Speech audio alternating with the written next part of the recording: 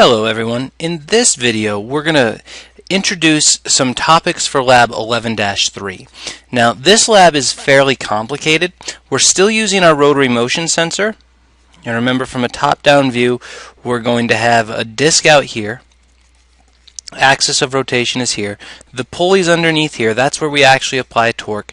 There's a second pulley over here that's changing the direction of this thing. So from a top-down view we have this. From a side view we have our disc spinning up here on top of our three-step pulley.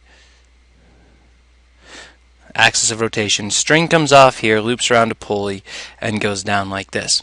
Now we are really interested in this video, in this lab. We want to know, how is torque related to angular acceleration?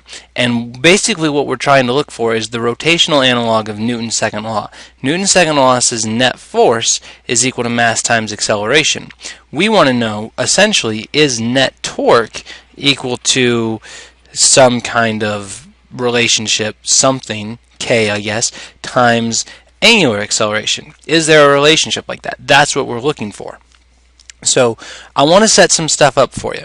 First, that angular motion sensor actually can detect and measures directly angular acceleration. Since we're looking for the relationship between angular acceleration and torque, it's good, we need that. But we also need to be able to calculate torque.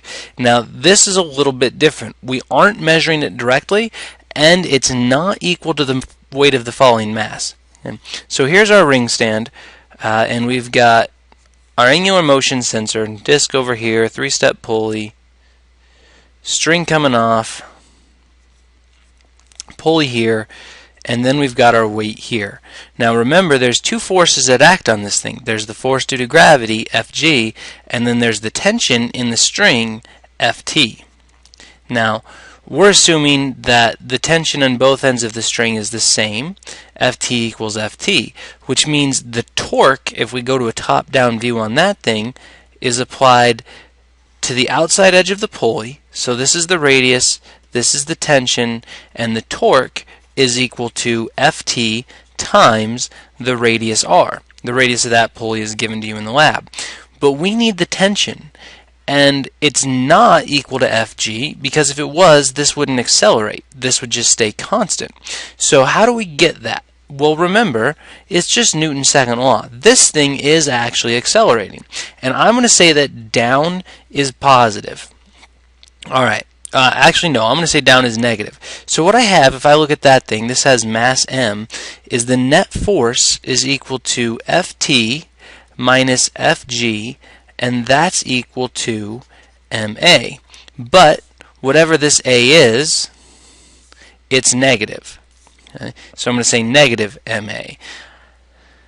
This is Fg. So that means Ft is actually equal to Fg minus ma. Well, you don't know the acceleration of this mass, but you do know the acceleration of this disk. And since that is caused by a torque acting over this radius, and we know alpha r equals a, and you know the angular acceleration, I can replace a here with alpha r. So I can say Ft is equal to Fg minus m times alpha r. I know alpha, I know r, the mass of the falling mass is stamped on it, so the only thing I don't know here is Fg, but I know Fg, right? That's Ft is equal to mg minus m times alpha times r. This gets me the tension in the string as it's pulling, as it's accelerating this mass.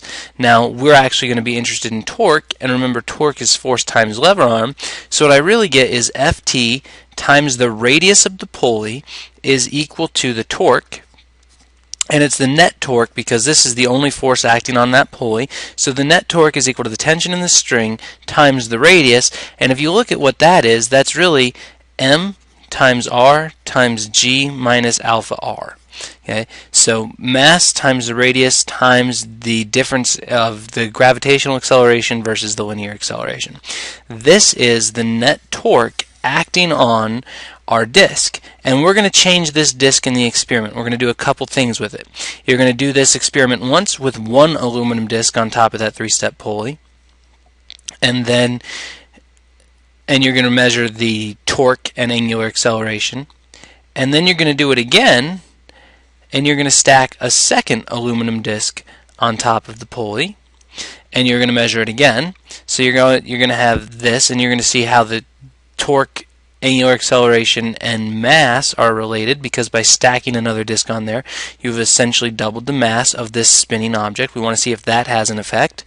And then you're going to switch to a rod. Okay? Now, a rod actually has some resistance to rotation. It's not huge, but we're going to put two masses on here that slide, and we're going to measure their distance from the axis of rotation from the center. And you're going to start at 5 centimeters, and then you're going to move them out 4 centimeters for each trial. So they're equidistant from the center. These are called point masses. Okay? And you're going to learn in the lab how the mass, the radius, everything is related, and how we can actually come up with an equation for angular acceleration. What we come up with is the angular equivalent of Newton's second law, or Newton's second law for angular motion. So hopefully you don't struggle too much with the lab, and you are able to set it up and do the calculation.